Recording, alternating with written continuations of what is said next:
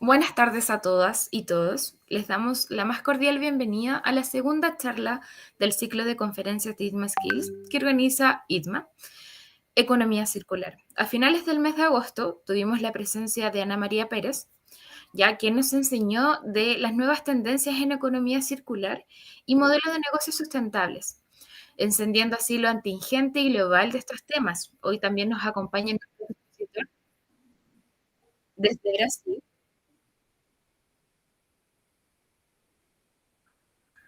Disculpen, hubo una interferencia. Como les iba contando, Ana María nos va a estar acompañando del mismo modo y nos va a acompañar un nuevo expositor desde Brasil que nos entregará y profundizará temáticas afines a la economía circular, dando una mirada global.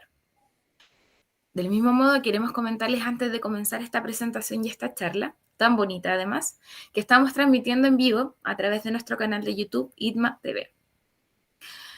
Nos acompañará también en esta transmisión, como había mencionado, Ana María Pérez, experta en economía circular y docente, a la que agradecemos nuevamente y le damos la más cordial bienvenida.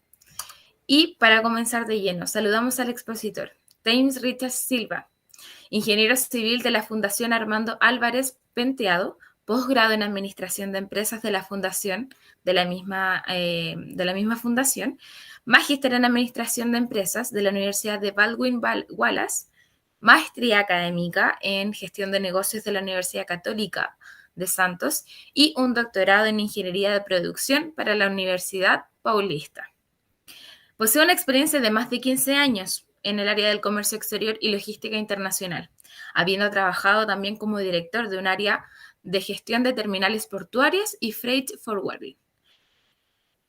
Ha trabajado como docente por más de 20 años, habiendo enseñado en el curso de Administración de Empresas en la Universidad Santa Cecilia, en Santos, por cerca de más de 13 años. Hoy nos enseñó como docente de nivel 3 en FATAC Baichat Santista de los cursos de Logística y Gestión Portuaria, habiendo incorporado en el 2007. Además, desarrollo y consultoría sobre proyectos de investigación en el área de sostenibilidad de operaciones y procesos de producción, cadena de suministros sostenibles, ciudades inteligentes sostenibles, economía circular, transporte marítimo internacional, gestión de terminales de contenedores y comercio internacional. Sin más que agregar, del mismo modo, doy el pase a nuestro querido docente Cristian Sánchez, quien también nos va a explicar un poco de lo que es ITMA Skills hoy en día, cuál es el contexto y la importancia de este gran proceso institucional. Y les dejamos a todos y a todas bienvenidas y muchas gracias a Times por esta participación en este ciclo de conferencias de ITMA Skills 2023. Le doy el pase a Cristian. Muchas gracias, Cori. La verdad es que nuestra institución hace varios años ya que está en este proceso de lograr, ¿no es cierto?, intercambiar, lograr generar nexos entre las diferentes carreras que se están impartiendo, entre los diferentes conocimientos que tienen nuestros docentes, entre las vivencias que tienen nuestros estudiantes, que son muy potentes, y por supuesto con el propósito de ir generando este vínculo, este entramado, ¿no es cierto?, en donde cada uno de nosotros como profesores nos vamos sintiendo parte de esta comunidad. Una comunidad que es más que una materia, es más que un contenido, es más que un conjunto de habilidades. Somos personas que estamos enseñando, personas que estamos entregando nuestro conocimiento y que por supuesto ITMA Skills ha ido progresando y ha ido logrando en nosotros este nexo, esta capacidad de poder enseñar y enseñarnos, de aprender y desaprender, de ir logrando y construyendo nuevos aprendizajes en conjunto.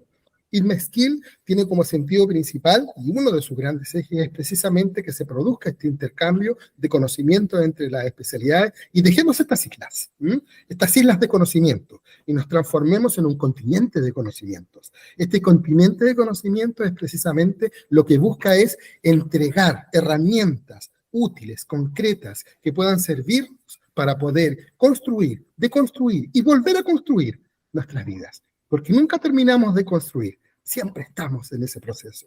Así que una maravilla que estemos ahora ampliando, ¿no es cierto?, estos conocimientos, que estemos integrando a nuevos profesores, a nuevos integrantes. Bienvenidos. Esta familia crece, esta familia es siempre de corazón y, por supuesto, lo que más queremos y lo que más deseamos es que ustedes también puedan ser parte de este nuevo continente de conocimientos, este nuevo continente que se llama ITMESKIL. Bienvenidos, por supuesto, y doy el pase para que ustedes puedan iniciar su charla y podamos nosotros aprender con ustedes.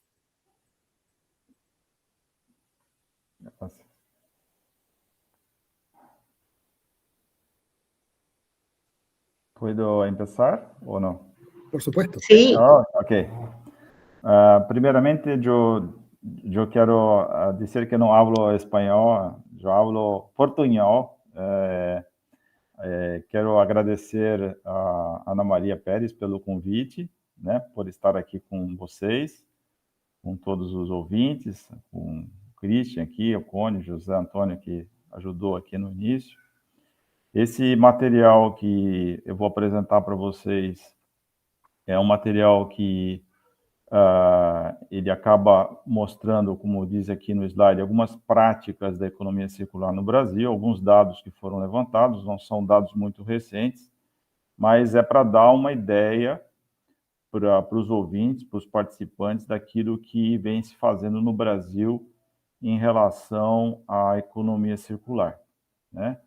Então, eu fiz uma pesquisa, eu vou mostrar para vocês, vou iniciar falando um pouco do conceito da economia circular e mostrar para vocês alguns exemplos de algumas empresas do Brasil que vêm aplicando os conceitos de economia circular aqui no nosso país, que é um país grande, continental, com muitos estados, né, muitas cidades, e é bastante interessante. Então, vou pedir então que passe para o seguinte slide, por favor. Próximo slide. A Cone, acho que pode. É este. Bom, aqui nesse slide eu procurei colocar para vocês as diferenças, né, que existem entre uma economia linear e a economia circular. É bastante interessante. Nós temos a Fundação MacArthur hoje, que é uma fundação bastante séria nesse sentido, e eles têm muita informação lá. E aqui a gente pode observar na parte superior o exemplo de uma economia circular, né, onde simplesmente os recursos naturais são obtidos diretamente na natureza, no meio ambiente. Esses recursos se transformam em matéria-prima, que vai ser utilizada no processo de construção, de manufatura, gerando um bem acabado. Depois, esse produto ele vai ser distribuído até chegar ao ponto de venda, nas lojas, onde a gente vai acabar comprando o produto ou recebendo nas nossas casas, né? Hoje tem o sistema de entrega domiciliar, e nós utilizamos o produto ou consumimos o produto e realizamos o descarte, né?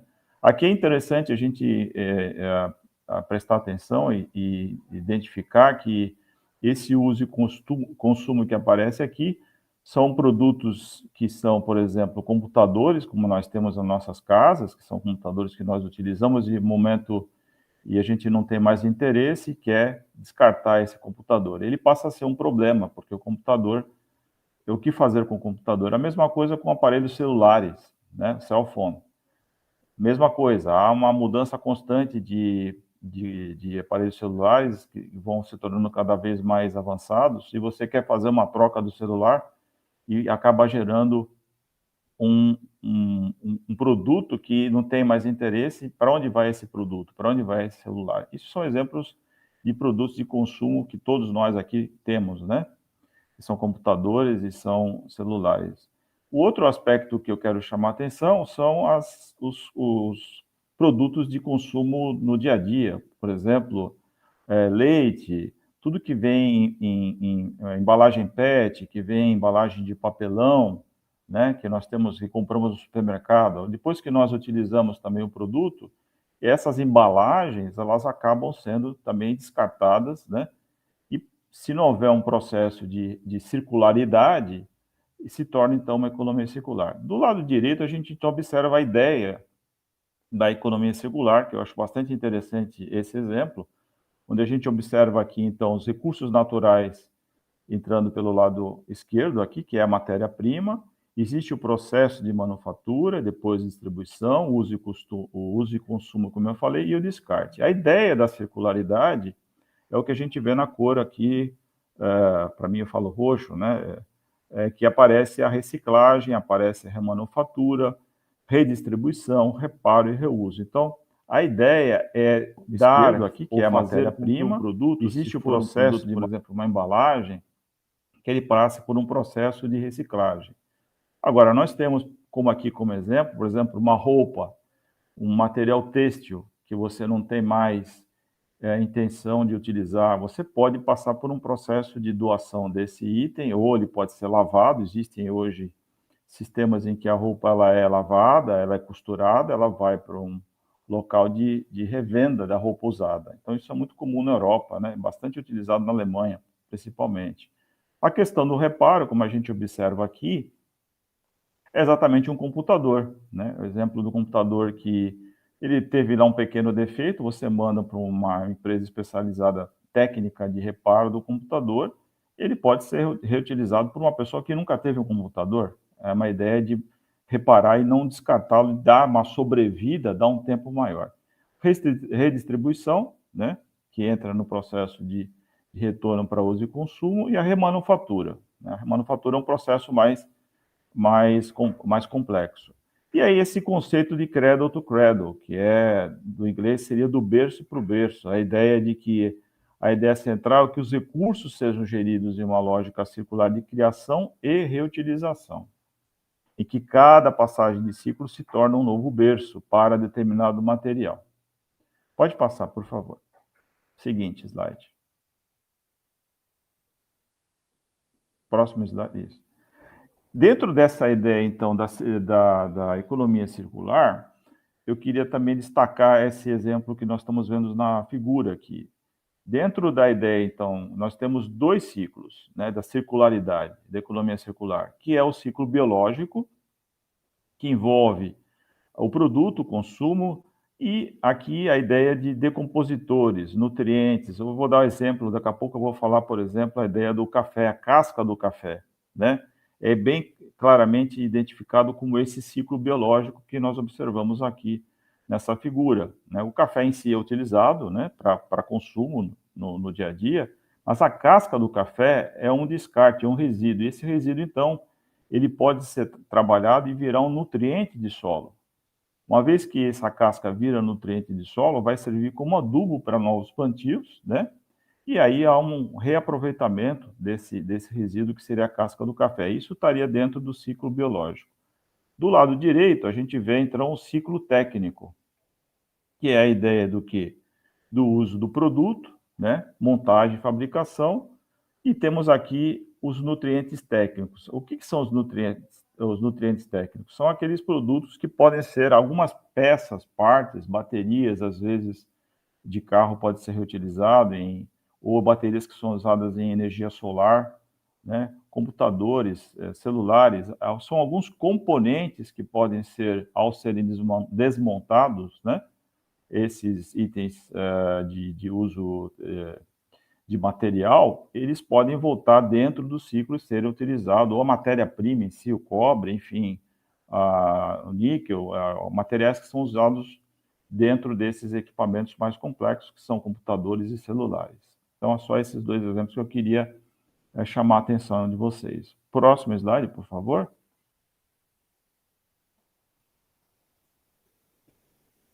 Então, como é que acontece hoje no Brasil, né? Nós já temos uma política nacional de resíduos sólidos, isso é decreto do presidente, isso foi na época de 2010, então existe uma lei 12.305, ela foi publicada em 2 de agosto de 2010, e ela então serve como balizamento, ela serve para exatamente criar um regulamento, criar uma regra, né? Uma conduta por parte das empresas. Então, nós temos aqui a logística reversa e coleta seletiva, ela procura incentivar, essa lei incentivar a logística reversa e a coleta seletiva, também procura incentivar o desenvolvimento de cooperativas, né?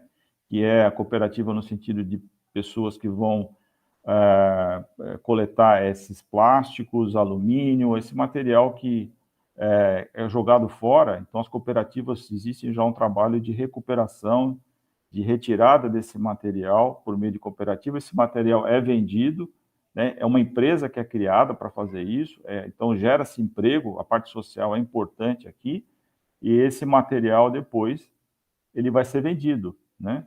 Para um processo de reciclagem, né? Recuperando alumínio, e recuperando papelão e assim por diante. Existe um acordo setorial e um termo de compromisso, e existe uma fiscalização se as empresas estão cumprindo ou não.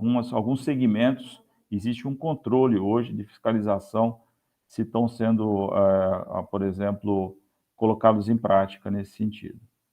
Próximo slide, por favor. Próximo slide. Aqui, não, pode voltar, volta para o anterior, por favor. Só queria comentar o anterior. Aí, essa figurinha do lado é bastante interessante, porque ela também ajuda a elucidar e esclarecer um pouco mais, né? Nós temos aqui uma seta que vai do pior para o melhor.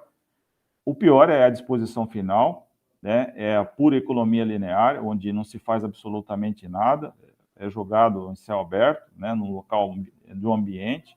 E aí começa, dentro dessa ideia da pirâmide, um processo que é um tratamento, uma reciclagem, um reuso, né? Uma redução de resíduos. A ideia, o objetivo é reduzir ao máximo a emissão de descarte de resíduos e, se possível, não gerar nenhum resíduo, né? Essa é a ideia. O objetivo da economia circular e dentro da Política Nacional de Resíduos Sólidos, a ideia é exatamente fazer com que as empresas não gerem, né, ou procurem criar produtos que sejam totalmente recicláveis dentro desse processo, dessa cadeia que a gente chama do supply chain, da cadeia produtiva, né, de suprimentos, fazer com que o produto retorne para a sua base, retorne para a sua linha de produção, né? Eu digo a matéria-prima em si, o que foi utilizado aí. O produto é consumido, mas a matéria-prima, por exemplo, de embalagens, ela pode ser totalmente recuperada dentro do processo produtivo. Então, bastante interessante isso daqui. Próximo slide, por favor. Aqui só um panorama do ponto de vista do Brasil, porque a gente está falando do Brasil. Ali na parte superior a gente está vendo a fonte foi do nosso Instituto de IBGE, de pesquisa que nós temos aqui no Brasil. E o que a gente pode observar aqui, só para dar um destaque, vai de 2000 a 2012, as latas de alumínio, né? É o primeiro aqui que a gente observa. Então, boa parte já, isso já em 2012, nós já tínhamos um processo de recuperação de 98% daquilo que era descartado de lata de alumínio, já considerado um bom índice. Depois nós temos o papel, depois nós temos o vidro, as embalagens PET, né, as latas de aço e as embalagens longa-vida. Então, vocês podem observar que esses são materiais basicamente utilizados em embalagens, né? Onde se consome o que está dentro da embalagem e depois a embalagem pode ser totalmente recuperada ou reciclada. Abaixo a gente tem aqui, se observar, a abrangência da coleta seletiva. Então, no Brasil, bastante interessante aqui, o sul do Brasil, né, 48% dessa coleta já é uma coleta seletiva. O sudeste, onde nós estamos, onde eu moro, que é São Paulo, né, estado de São Paulo, que está no estado do sudeste, tem 37%. Depois o nordeste, 6%, o centro-oeste, 17%, e o norte, que aparece ali para vocês, 9%. Do lado direito, a gente pode observar aqui no mapa do Brasil também, resíduos coletados pelo sistema público. Então, essa já é uma coleta não seletiva, uma coleta feita por caminhão de lixo que vai passar nas residências, vai coletar o material lá, né, que é colocado fora dos domicílios, dos prédios, das casas. Então, o Sudeste aparece com 53%. Então, já existe um trabalho maior do ponto de vista de coleta. O Sul está com 11%, Centro-Oeste 7%, Nordeste 22% e Norte 7%. Só para a gente tentar aqui criar um raciocínio, se eu tenho aqui do lado esquerdo, no Sul, né, uma abrangência da coleta seletiva de 48% significa que boa parte isso diminui a sobrecarga da coleta de resíduos do sistema público, do SUG, de 11%. Então, essa redução está correlacionada porque existe um bom trabalho de coleta seletiva. Que quando se joga o lixo fora dos nossos domicílios, você está jogando, né, que aquela coleta se separa o que é orgânico dentro do lixo e separa o que é reciclado, né? Então, se você tem um trabalho desenvolvido no Estado de coleta daquilo que é reciclado, diminui a sobrecarga na coleta do sistema público, né, de coleta, que seria uma coleta normal, de um produto não separado, como é feito aqui do lado esquerdo. Então é interessante a gente entender uma situação acabar influenciando a outra, é bastante interessante isso. Próximo slide.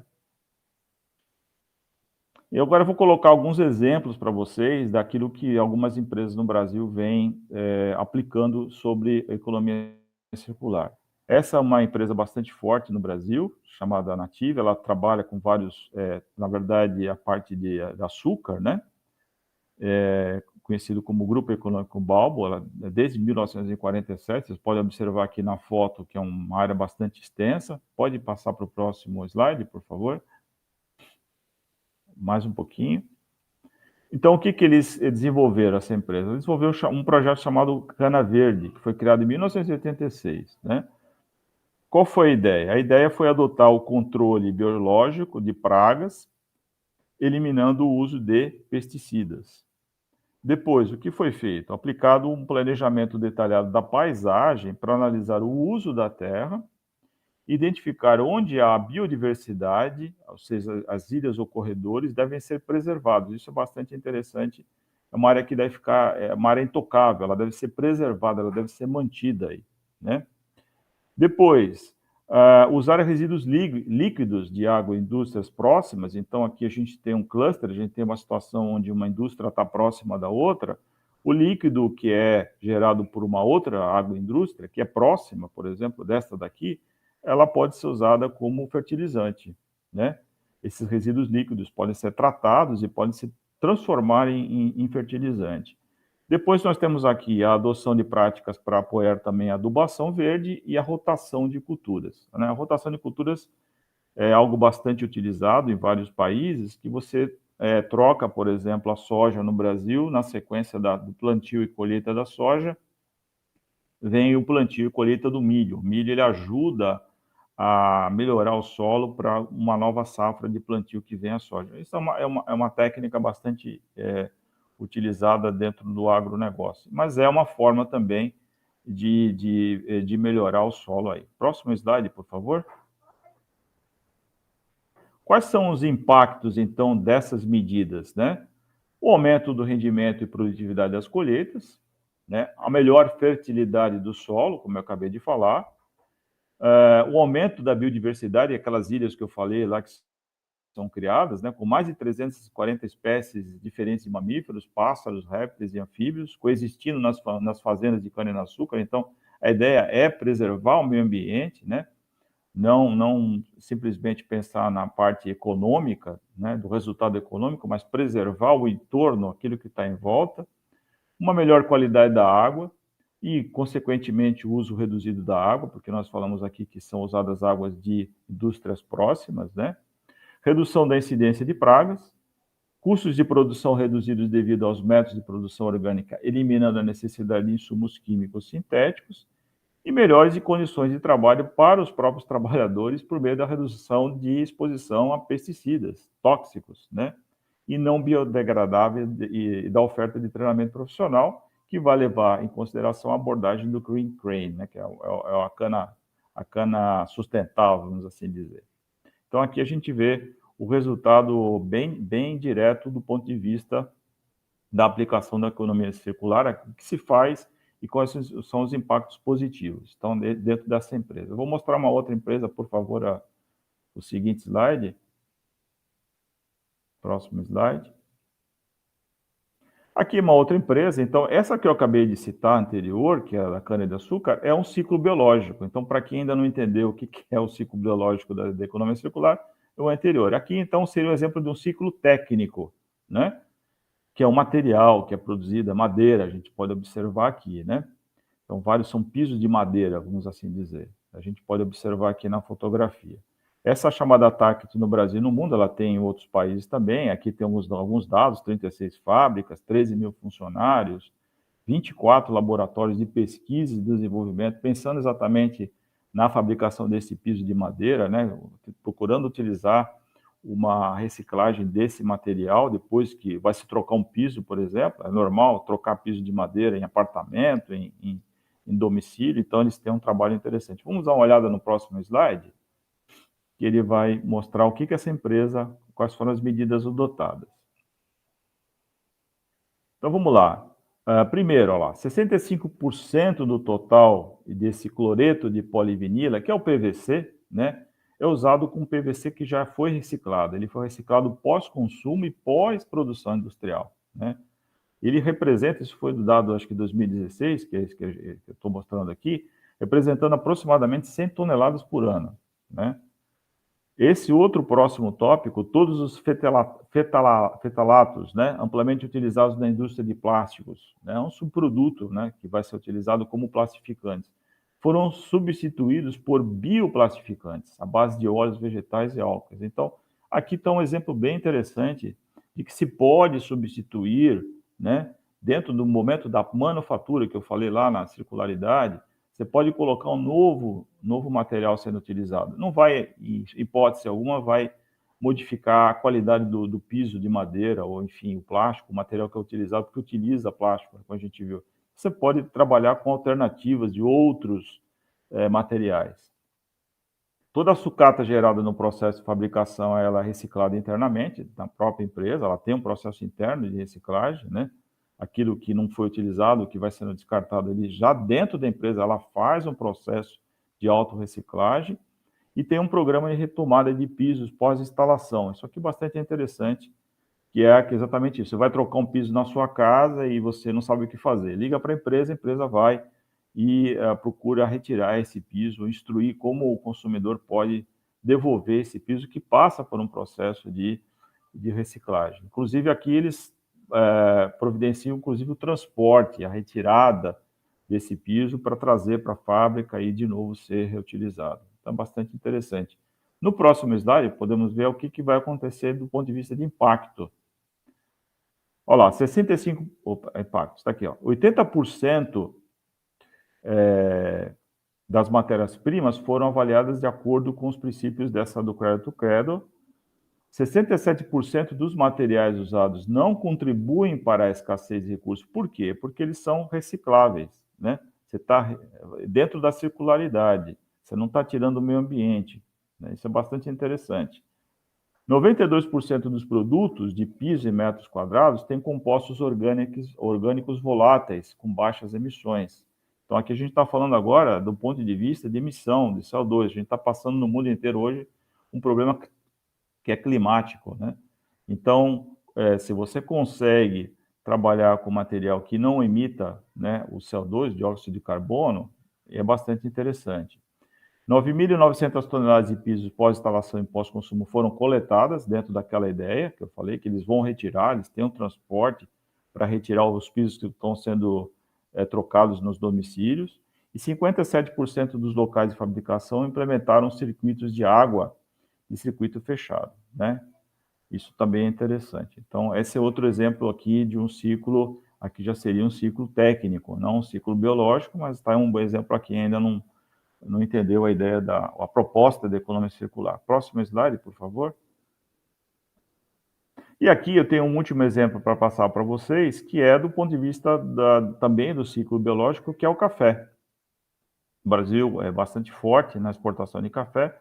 Então, o café aqui sempre representou uma das maiores riquezas do Brasil, do ponto de vista de exportação. É um café que tem uma boa qualidade, né? Mesmo com todos os altos e baixos, permanece sendo um destaque na economia nacional. Além de ser considerado o maior exportador de produtor de café do mundo, o Brasil tem essa característica, tem esse potencial. Com uma produção tão significativa de café, há também uma produção igualmente relevante de resíduos, né? Como a casca do café. também conhecido como palha. Eu coloquei aqui uma foto, procurei na internet, coloquei uma foto para mostrar o visual dessa palha de café, né? Que é obtida após o beneficiamento dos grãos de café, né? Então, próximo slide, por favor. No próximo slide, aqui não dá para enxergar, mas dá para entender aqui, né, toda a cadeia logística de como é que ocorre isso. Então, a gente tem lá a colheita, depois tem o preparo, a secagem, na sequência aqui do café, a armazenagem em nível de fazenda e aqui, ó, pré-beneficiamento e o beneficiamento. Então, é nesse momento aqui, então, que vai se procurar separar, né, no pré-beneficiamento e no beneficiamento, que vai se separar a casca do café propriamente dito, né? E aí, esse café já beneficiado já é o café que vai para a torrefação ou vai para a indústria de café solúvel, vai para o outro tipo, um café mais refinado, um café arábica, que é um café com mais qualidade para exportação, né? Como a gente pode observar aqui. E é o café que não é de grande, não é de boa qualidade, às vezes muito desse café fica para consumo no nosso mercado interno. O bom café acaba sendo exportado, né? E nós temos aqui uma situação que a Alemanha compra o nosso café, recebe o nosso bom café, põe em cápsulas, né? Que é essas máquinas de café, Nescafé, Nespresso, e nos vende para o mundo inteiro, né? Para a Suíça, enfim, para outros países aí do redor do mundo, para essa rede chamada Starbucks, que todo mundo conhece, de café. É o nosso café que está indo para a Alemanha, e que lá ele é agregado valor ao café, é encapsulado, colocado numa cápsula e vai para... Eles vendem, inclusive, a máquina junto com a cápsula do café. Mas, enfim, esse é outro exemplo da cápsula também, que já está se tentando buscar um material que seja reciclado, né, dentro desse processo aí. Mas é interessante. Próximo slide. E aqui a gente tem para o Brasil, eu acredito que pode não ser não só para o Brasil, mas para outros países, vocês também aí no Chile, né? Que são desafios em relação à economia circular. Eu acho que é um desafio que é pertinente e abrange vários países. Então, inovação em sistemas de negócios é o caminho para essa transição, né? Criar novas... O que são esses novos sistemas de negócios? São novas empresas que vão trabalhar com subproduto, com descarte, com a remanufatura, com a reutilização. Então, tem um campo imenso, né, para poder trabalhar essa questão da economia circular. Então, a inovação começa com uma mudança de mentalidade tradicional, né, de curto prazo, para modelos de longo prazo, né? Outro aspecto importante são as inovações em modelos de negócio, eu acabei de falar, e cadeias de valor. Então, novas empresas podem ser criadas, novos modelos de negócio podem ser criados, cadeias de valor são criados aí.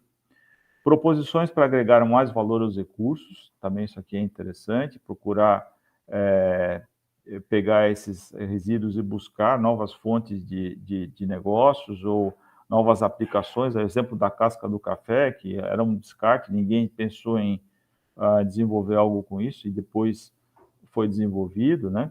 Design para circularidade e ciclos reversos, que são elementos chaves para garantir a eficácia dessa transição. E o que é mais importante, né, que é a parte da educação, que somos nós aqui, educadores, acadêmicos, colocar isso nas universidades, colocar isso para os nossos jovens, né, cientistas, que têm um papel fundamental nesse sentido de buscar desenvolvimento, pesquisa, o que fazer com resíduos de orgânicos, o que fazer com a parte técnica também, né, como gerar novas fontes, né, de reciclagem ou logística reversa envolvida aqui, políticas públicas, né, infraestrutura e as tecnologias, que são condições estruturais e fundamentais para facilitar essa jornada.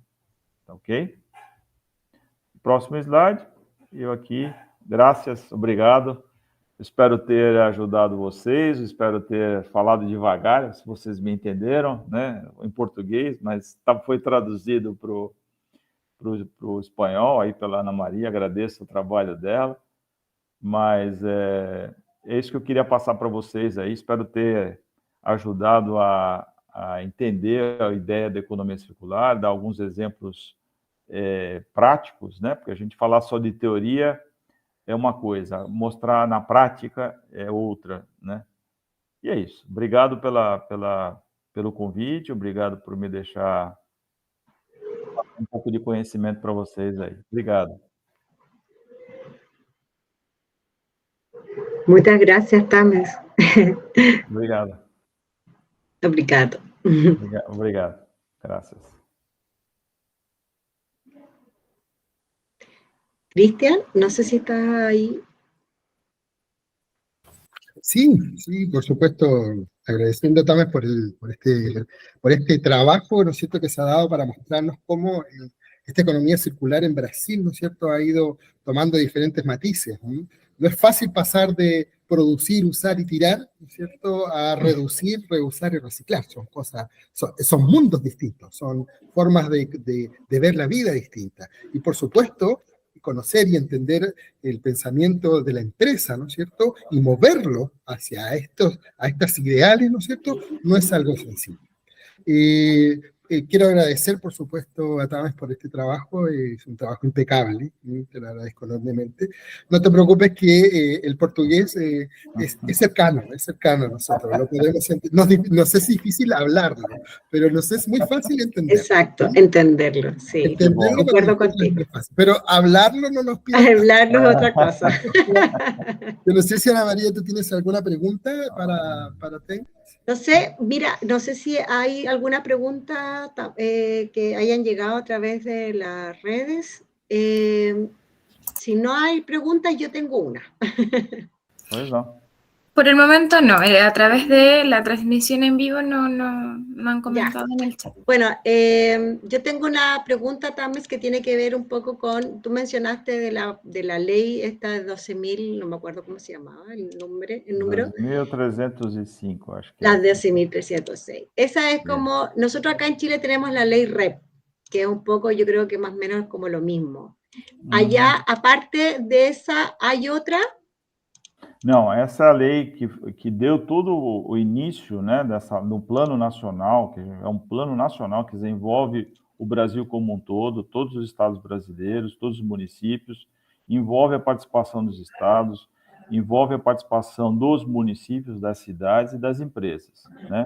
Ok, então, perfeito. Existe algumas, só para elucidar um pouco, por exemplo, a parte de material, óleo, por exemplo, né? A troca de óleo que você faz num posto de gasolina, né? Então, hoje é obrigatório, né? Todos os postos de gasolina, locais onde faz a troca do óleo do automóvel, do coche, né? É coche que se diz? Do automóvel? Do automóvel. Esse óleo não pode ser, ele já tem que... É obrigatório, dentro desse plano nacional de resíduos sólidos, esse óleo tem que ser coletado e já tem que ser totalmente 100% reciclado, né?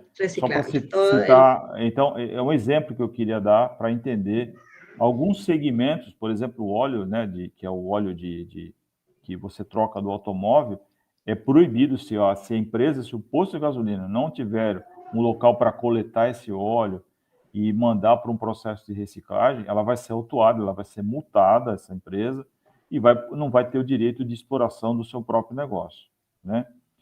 Então, esse é só para dar um exemplo do como que esse Plano Nacional de Resíduos Sólidos ele está sendo colocado em prática. Não sei se eu me fui claro, deu para entender, né? Sim, se entende. Esse é um exemplo que eu queria... E tem outros setores, por exemplo, parte de remédio, né? Também tem já um processo de coleta de remédios que você não usa mais na sua casa, você tem que levar numa farmácia, e a farmácia já tem um local de coleta, né, para esses remédios que você não usa mais, para não jogar, por exemplo, no vaso sanitário, isso vai para um rio, vai para um efluente, vai para o mar. Então, tem que ter, as empresas são obrigadas a ter um local de coleta, né, desses remédios que já não são mais utilizados. É isso. Nosotros en Chile tenemos la ley REP, que es relativamente nueva y que está recién implementándose y que está partiendo solo con algunas categorías de productos. No Brasil é mais ou menos isso, algumas categorias também. A mesma coisa. Não são todos, mas eu citei esse exemplo do óleo. Son los que más se descartan, ¿o no? Por exemplo, produtos que são, não sei como se fala em espanhol, soda cáustica, por exemplo, né? La soda cáustica já, sim, sim, são Também tem químicos. que ter, são químicos, produtos químicos. Esses produtos químicos também tem que ter um processo de Claro, de coleta, né? De de descarte desse recolección. produto. A empresa que utiliza esse produto para uma linha de produção tem que ter lá na sua fábrica um local para coleta desse material. Exacto. E depois ele vai para um processo de reciclagem, né? Súper. Ok. Eso, gracias. Yo por mi parte no tengo más preguntas. Me quedó muy clara los ejemplos, los impactos que tienen estos ejemplos en estas empresas y por lo tanto lo que se puede llegar a conseguir en términos de reducción de residuos y también de recuperación de materiales para poder, ¿cierto?, incorporarlos en otros procesos. El tema de que antes era todo considerado basura, por ejemplo, lo que mencionabas de la cáscara de café, que ahora la podamos recuperar y que se puedan incorporar en otros productos, ¿cierto? Y que por lo tanto rescatemos esos materiales que antes iban a un vertedero o a una basura. Perfeito. Súper. Gracias. Gracias. Muchas gracias, Tony. Tony, quedamos en tus manos. Súper, no, agradecerles, aparte de ser una charla muy bonita, se entendió bastante, o por lo menos de mi parte, ya, son idiomas similares. Agradecerles la exposición, los ejemplos, traer también lo que es la economía circular a otros países de Latinoamérica también influye bastante en conocer cómo se está generando esta nueva dinámica y cómo se está plasmando, que es lo más relevante. Comentarles que no hay preguntas del chat, solamente agradecimientos, expresándoles que es una muy buena instancia, felicitaciones también por ello, y sobre todo a nuestro gran invitado Tames, agradecerle a Tames Silva por la exposición, por la explicación, y Ana María también por su compañía, y sobre todo también a nuestro profesor Cristian también, que nos apoyó ahí también con un poco más de dinámica, de lo que es importante este ciclo de charlas de Eat My Skills. No queda más que agradecerles a todos. Muchas gracias por la disposición, por el tiempo. Muchas gracias. Muchas gracias. Una maravillosa tarde.